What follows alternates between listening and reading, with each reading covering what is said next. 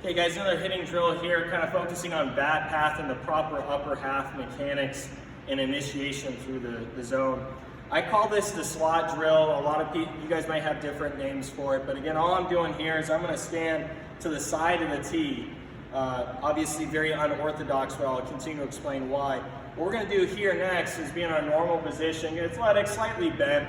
We're going to be in our normal position with our hands, wherever that may be. So if you're a guy that presets your hands and just rotates or doesn't hit with a lot of separation, you can keep your hands still and just keep them there. But if you hit with separation, you're going to want to rotate your shoulders and bring the barrel back and set it to where you feel like you're in control of that top side. But again, for me on this one, I'm a barrel setting guy, so I kind of start flat, and then my barrel cocks when I load. So what I want to do on this one is make sure that when I rotate my shoulders, I'm setting the barrel to where I normally hit from.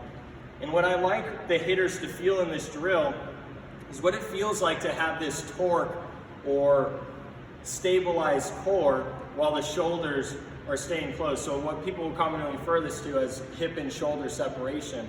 And where this is caused is when we swing a bat, we initiate that turn from the lower half up, where that's how it should be done. And that's where you see at some point the hips kind of separate from the shoulders.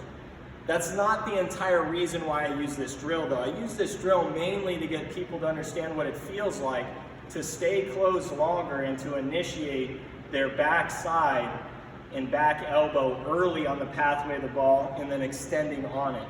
So this is a great drill to create that feel of what it feels like to stay inside the ball and what it feels like to open up. So this is a drill where if you immediately come from this rotated state and try to yank out with your shoulder, the barrel's going to collapse down and you're going to get two options, either a slicing pop-up or that hardcore rollover. Depends on how the person finishes.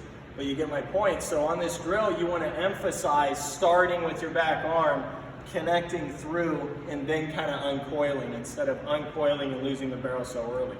So again, just starting on the side of the tee, rotate your body, come through. And again, on that swing that I just took, you saw that I got more of the tee than the ball. And in my case, I felt as though I went out and my barrel dropped. Okay, very common thing you'll see, and the reason I use this drill. So on this next one, I'm gonna make sure, okay, am I positioned correctly? Okay, feel pretty good, I'm trying to hit it up the middle. Then from there, just making sure I stay closer to my shoulder with the barrel and then on the ball longer in its path, keeping my tilt. And again, that idea of self-adjustment is tough to find with less experienced athletes. So if you use drills like this to create and identify the feel, it will help them self-adjust, which is ultimately the best thing any coach could ever give their student. So again, remember this one, I just call it the slot drill.